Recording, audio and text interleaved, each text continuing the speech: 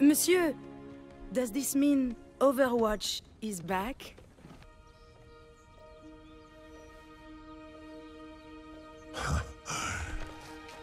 No. Just to make it clear, I love Overwatch. And it's for that reason that I can't stand Overwatch 2. But the one thing that wasn't a complete scam about Overwatch 2 was the promise of a PvE. The funny part is, this wasn't anything groundbreaking for the franchise. We had multiple limited time PvE events in Overwatch 1. But what made this feature kind of enticing was the fact that it was always available and had dynamic hero customization. This, in the grand scheme of things, is the bare minimum from a game of this caliber. But it was at least something new to look forward to.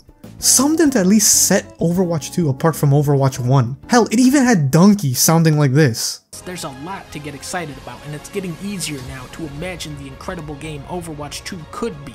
Well, if any of you guys are still invested in Overwatch 2, yeah, the PvE is cancelled.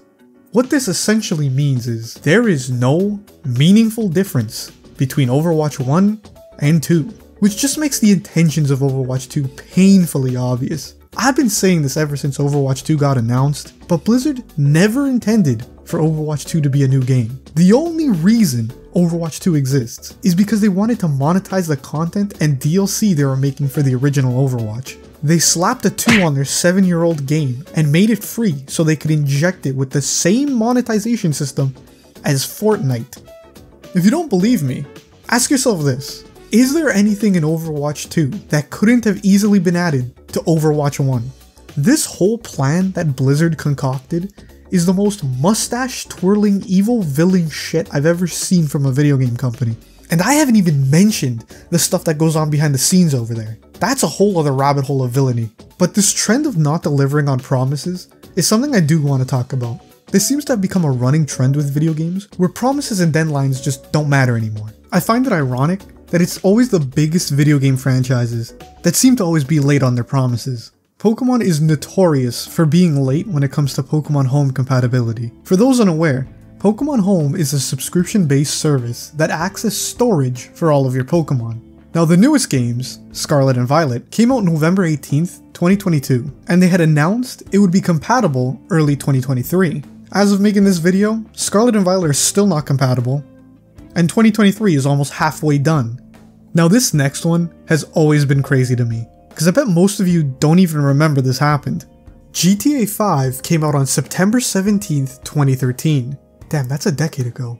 Anyways, the online multiplayer for GTA 5, which is the reason everyone plays, was delayed and came out the following October as a buggy mess. But this didn't stop players, because the developers of GTA 5 had promised a new mode that would revolutionize the online experience.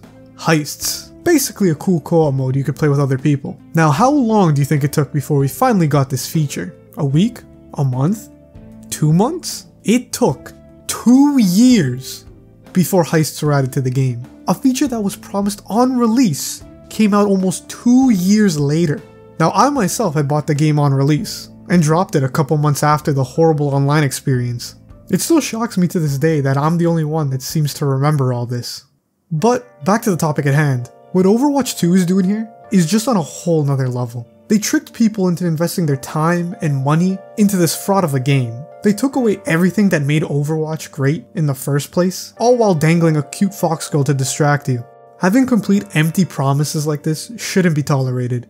And it's for this, along with many other reasons, that I dropped the game a long time ago. Even League of Legends is better than this. But anyways, let me know what you guys think down below, and I'll see you guys next time.